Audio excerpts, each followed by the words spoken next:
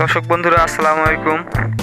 আজকে আমি আপনাদের সাথে কথা বলবো একটি বিষয় নিয়ে, যেটি হচ্ছে গ্যান্ডারি বা আখ থেকে কিভাবে আমরা চারা প্রস্তুত করব এবং চারা প্রস্তুত করতে গেলে বেড কিভাবে তৈরি করতে হবে, এই সবগুলো বিষয় নিয়ে আজকে জানব। সর্বপ্রথম আমাদের এই জায়গাটার মাটি আলগা করে নিতে হবে, যেহেতু অল্প জায়গা, এই জন্য আমি কোদাল দিয়ে আলগা করে নিয়েছি এবং দুই পাশে পানি বের হয়ে যাওয়ার জন্য ছোট ছোট ড্রেন করে দিলাম, যাতে পানি না জমে যায়। দেখতে পাচ্ছেন জমির মাটিগুলো কেমন ঝুরঝুরে হয়ে গেছে, আপনারা ঠিক এরকম ঝুরঝুরে করে নেবেন। এরপর আমাদের যেটি করতে হবে সেটি হলো এই চারার বেডে হালকা গর্ত করে দাগ দিয়ে নিতে হবে, যে দাগের মধ্যে আমরা এই কোষগুলো বা চোখগুলো বসাবো। তো আমি দাগ দিয়ে নিচ্ছি।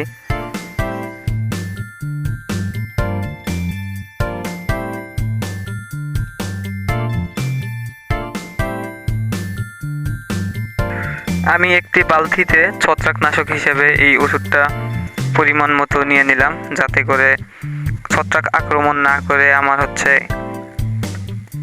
এইগুলো পচে না যায়। এজন্য আমি পরিমাণ মতো ছত্রাক দিয়ে নিলাম। আমি এই গাছগুলো থেকে আজকে চারা করব। তো গাছগুলো থেকে চারা করার জন্য আমাকে গাছগুলো সর্বপ্রথম কেটে নিতে হবে এবং এগুলোর যে জায়গাগুলো থেকে কুশি বের হবে বা চারা বের হবে সেই জায়গাগুলো থেকে আলাদা আলাদা করে কাটতে হবে।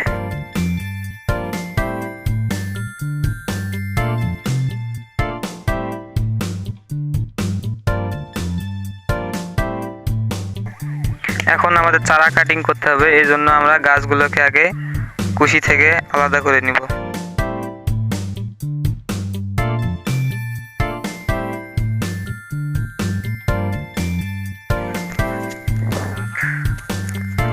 এখন আমরা আখগুলোকে কেটে নিব, এমনভাবে কাটতে হবে যাতে চোখগুলো মাঝামাঝি থাকে। আমরা একটা করে চোখও নিতে পারি, আবার দুইটা করেও নিতে পারি। আপনারা দেখতে পাচ্ছেন এই মাঝখানে চোখটা আছে, আমরা এখান থেকে একটা করে কেটে নিব। প্রতিটার মাঝখান থেকে একটা করে নিব।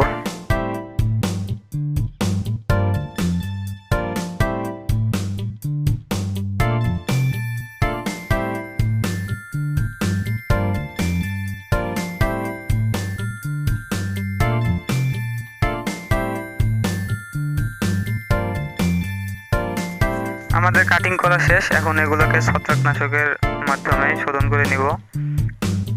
সেজন্য আমি বালতিতে এগুলো দিতেছি, এখান থেকে উঠে একদম রোপণ করব।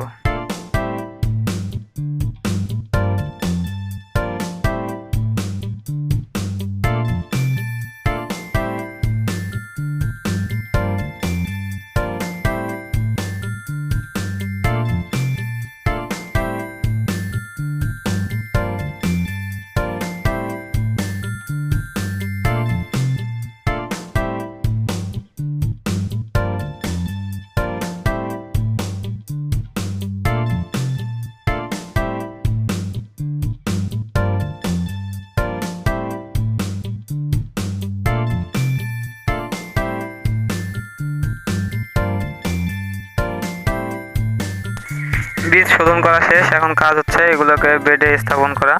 আমরা চোখগুলো উপর পাশে রেখে একটার পর একটা লাইন বাই লাইন দিয়ে দিব, ঠিক এইভাবে।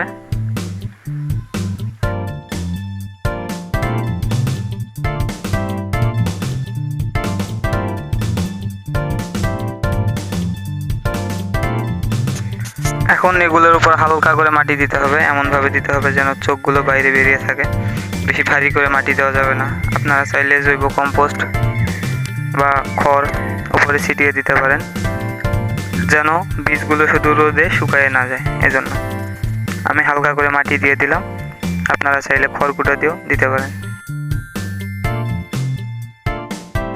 চারা লাগানো 8 থেকে 10 দিনের পরেই ইনশাল্লাহ কুশিগুলো উপরে বের হয়ে আসবে এবং 25 থেকে 30 দিনের মধ্যে আপনারা জমিতে রোপণ করতে পারবেন। সবাই পাশে থাকবেন। ধন্যবাদ।